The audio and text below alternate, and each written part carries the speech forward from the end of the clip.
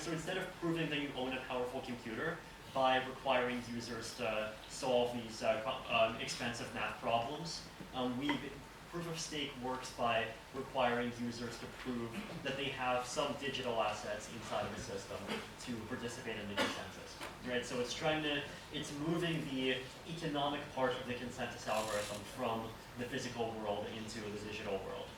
And the main benefit that this has is that it reduces energy efficiency, or it increases energy efficiency, but there are other benefits. So one other benefit, for example, is that because everything happens inside of the system, you have a lot more freedom in terms of figuring out how the algorithm is designed, and you can make many more modifications to try to increase its security, provide stronger security properties, make the algorithm faster and more efficient in various ways. You can also improve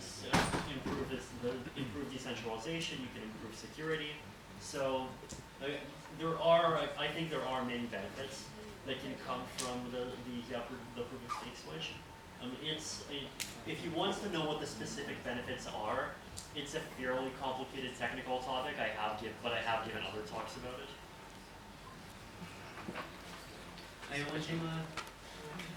Hi, my name is Sam Reed from Geometric Energy. I was just wondering about if you thought that IOTA or Algorand, based on Tangle systems, are able to solve the scalability issues, or if that's so I can talk about Algorand.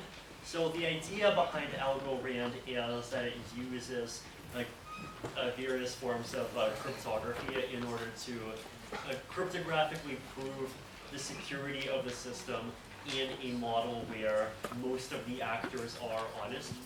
And so in a model where most of the actors are just honest and you can trust that most participants in the network will follow the protocol, then there are definitely ways to increase scalability.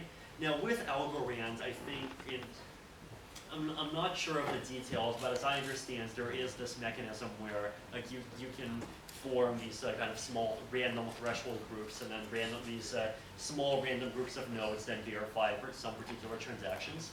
And some of our scaling proposals in Ethereum do work fairly similarly, although our algorithms tend to rely more on economic incentives and less on a bit less on cryptography. So our approaches do tend to work in slightly different models, so they make somewhat, I would say, weaker assumptions about who are the participants in the network and what motivates them. With IOTA, I feel like I personally haven't researched the Tangle algorithm well enough to be able to comment on its security. Based on DAG. It's what? Based on DAG. Well, the thing with DAGs though is that so my definition of a scalable blockchain, right, is that it's a blockchain where every node does not need to process every transaction. The thing with DAG algorithms is that I've seen a few of them. So I've seen things like Ghost, I've seen Spectre, and most of them, even though blocks can come in parallel and transactions can come in parallel, they still have the property that every fully participating node in the network has to process everything. And so just using DAGs by itself doesn't actually necessarily increase scalability by that much. Now, if you can come up with an algorithm that uses DAGs and in some way where users only, every single participant in the network only needs to verify a small part of the transactions, then you can, like a Merkle tree. Well, no, it's not just Merkle trees. It needs to be much more complex than Merkle trees, and then you can get something. It's a challenge.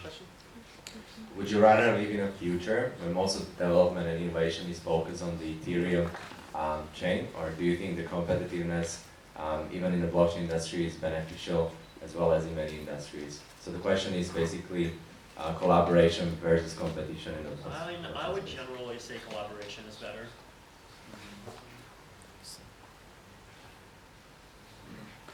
Привет, Vitalik. Привет.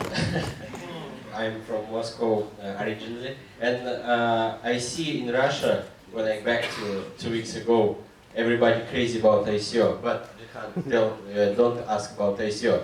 And I think the question is about smart contracts. And what do you think? I think it's the smart contract should be more smarter to be safe for investors, because in September it will be booming in ICO, and it looks like it should be more safety for investors who run this. What do you think about it? So, I mean, I agree that smart contracts need to be safer, but the question is how, right? And look, we are working on many different strategies to improve smart contract security, and I think we have already made quite a lot of progress, but I mean, I would say that more progress continues to be needed. Last couple. Okay, I'm Henry. I'm from Taiwan, Shenzhen. Now I'm working for a Hong Kong district company doing tea, and we will change the name to be a blockchain group. You're already approved by Hong Kong Stock Exchange.